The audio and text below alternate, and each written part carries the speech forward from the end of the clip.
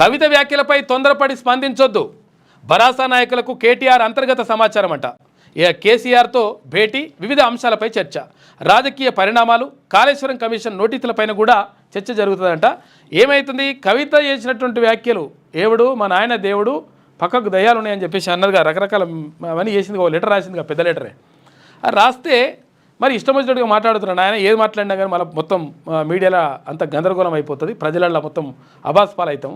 కాబట్టి దీని మీద మాట్లాడకుంటేనే మంచిదని చెప్పేసి కేటీ రామారావు చెప్పిండట ఎవరికి, పార్టీ నేతలకు. కాబట్టి దీనిపైన జాగ్రత్తగా ఉండాలని నేనట. ఎమ్మెల్సీ కవిత చేసిన వ్యాఖ్యలపై పార్టీ నాయకులు ఎవరు తొందరపడి స్పందించొద్దని భరాసా కార్యనిర్వాహక అధ్యక్షుడు కేటీఆర్ ముఖ్య నాయకులకు అంతర్గతంగా సమాచారం ఇచ్చినట్టు తెలిసింది.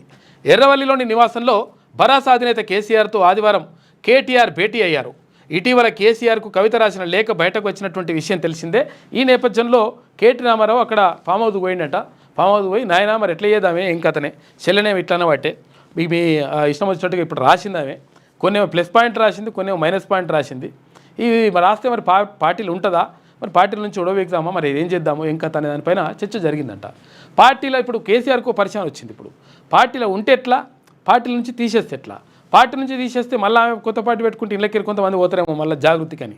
ఒకవేళ ఇంట్లోనే ఉంటే మళ్ళీ మరి ఆమెకేం పదవి ఇవ్వాలి, తర్వాత కేటీ రామారావుని ఎట్లా ఒప్పియాలి, ఇదంతా కూడా ఒక పెద్ద కథనే ఉందంట.